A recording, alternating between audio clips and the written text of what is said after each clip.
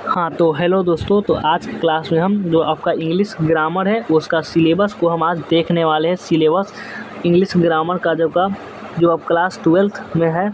अगर class 12th में है तो सिलेबस को आप अच्छे से समझ लीजिए, क्योंकि बिना सिलेबस को पढ़े आप अच्छे से नहीं समझ पाइएगा। तो इंग्लिश ग्रामर के हम सिलेबस देख रहे हैं। इससे पहले हमने जो आपका हिंदी ग्रामर होगा, आपका जो हिंदी ग्रामर को हमने सिलेबस को बताया था, जिसका लिंक हम डिस्क्रिप्शन में दे दिया है। आप वहाँ से जाकर देख सकते हैं हिंदी ग्रामर का सिलेबस। हिंदी ग्रामर का सिलेबस भी आपको देखना ज़रूरी है। हिंदी ग्रामर का सिलेबस भी आप देख सकते हैं। तो आज हम देखेंगे इंग्लिश ग्रामर का सिलेबस। वह देखने से पहले आप लोग क्या कीजिए कि वीडियो को एक बार लाइक कर लीजिए और चैनल को सब्सक्राइब नहीं किए होंगे तो कर लीजिए। और हम देखना इंग्लिश ग्रामर के सिलेबस को देखना स्टार्ट करते हैं। तो जो आपका सिलेबस की पूरी जानकारी आपको इसी वीडियो में देने वाली है। तो वो क्या पढ़ना है और क्या किस से आपका कितना मार्क्स का क्वेश्चन पूछे जाते हैं। तो चलिए हम देखना स्टार्ट करते हैं। एक बार वीडियो को आप लोग शेयर कर दीजिए अपने दोस्तों के साथ, जितने आपको व्हाट्सएप ग्रुप हो सकते हैं, आपको जो आपके दोस्त आपका टेलीग्राम लिंक है कोई भी है, आप वहाँ पर प्लीज़ शेयर कर दीजिए एक बार, ताकि और भी स्टूडेंट जुड़ जाए। तो चलिए हम देखते हैं सिलेबस को। तो आपका जो इंग्लिश ग्रामर का जो आपका सिलेबस है, जो हम 2025 के लिए हम तैयारी कर रहे हैं, 2025 का जो आपका सिलेबस है, तो इसमें वही हम देख रहे हैं। इंग्लिश ग्रामर का सिलेबस में है आपका 1 नंबर में क्या है, 1 चैप्टर में है आपका आर्टिकल्स। आपको आर्टिकल्स पढ़ना होता है। आर्टिकल्स में क्या क्या आता है आपका, आर्टिकल्स में आपका आता है ए, एन, और आपका आता है क्या, और आपका आता है डी। यही अब मिलाकर आपको आर्टिकल्स कहा जाता है। इसमें आपको ये देखा होता है कि ए का प्रयोग कहाँ होता है, एन का प्रयोग कहाँ होता है, और द का प्रयोग कहाँ होता है। और एक शब्द आता है जब नो आर्टिकल्स लगता है, यानी नोट, कोई आर्टिकल्स नहीं लगता है। नो कभी आता है कि नो आर्टिकल्स लगता है, यह कहाँ लगता है, इसी सब के बारे में आर्टिकल्स में आपको पढ़ना होता है।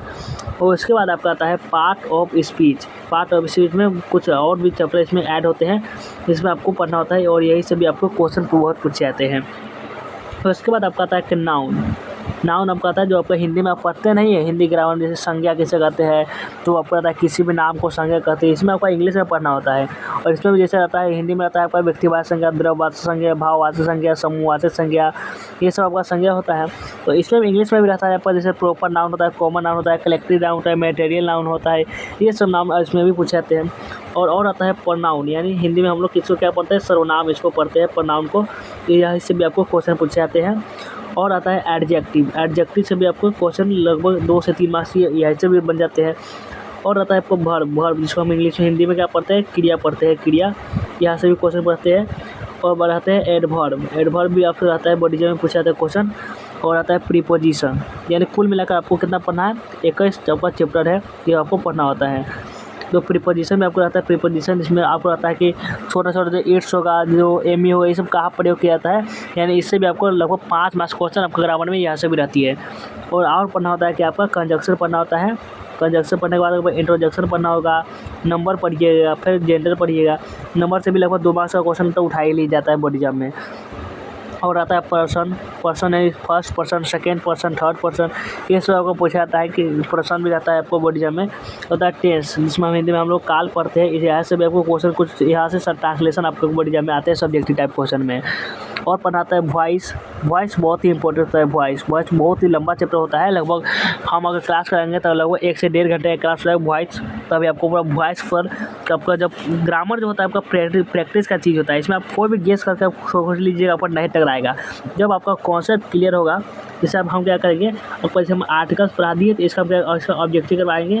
और अगर पूरा कॉन्सेप्ट क्लियर हो जाएगा, ऑब्जेक्टिव क्वेश्चन के बाद जैसे कोई भी टॉपिक हम पढ़ाते हैं उसमें आपका ऑब्जेक्टिव क्वेश्चन भी आपसे करवा देते हैं, ताकि पूरा कॉन्सेप्ट आपका क्लियर हो जाए। ये वॉइस आपको बहुत इंपॉर्टेंट है। आपका जो ग्रामर में किसी ज़्यादा मार्क्स का पूछे जाने वाली जो टॉपिक है, तो आपका वॉइस ही होता है और नरेशन दोनों आपका इंपॉर्टेंट होता है।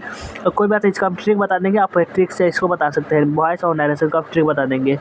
और आता है यूजेज ऑफ प्रीपोजिशन। और प्रीपोजिशन का हम यूज़ क्या करते हैं उसके बाद पढ़ना होता है। और रहता है आपका एसे राइटिंग, आपका जो निबंध होता है, जो हिंदी में भी आप निबंध लिखते हैं जो आपका 8 मार्क्स का रहता है।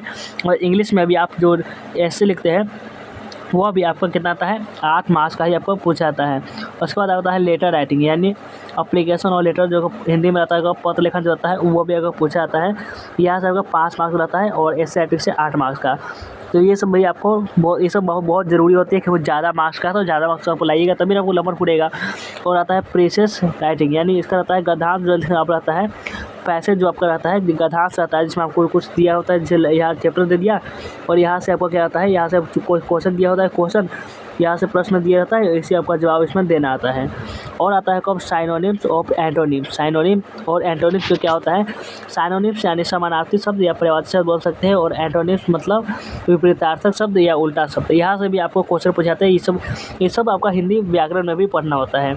इसमें आपको समानार्थी सब कुछ याद कर सकते, एक नाम करने से दूसरा हो जाता है। जैसे एक पानी हो गया, पानी का अम्बु होता है, और भी बहुत नाम होते हैं। तो वैसे ही इसमें भी पूछे जाते हैं। ये साइनोनिम्स और एंटोनिम्स के लिए 2 क्लास लगेगा, उसमें आपको पूरा क्लियर हो जाएगा। उसी में से आपका टकरा जाएगा, इतना समझ लीजिए। जो भी पूछा गया है और जो पूछा जाने वाला है इसी का। और तो चलिए, हम सिलेबस को हम देख लिए है, तो चलिए वीडियो को एंड करते हैं और फिर मिलते हैं किसी नेक्स्ट वीडियो में। तो आप लोग अगर वीडियो को लाइक नहीं करे होंगे तो अभी भी कर लीजिए।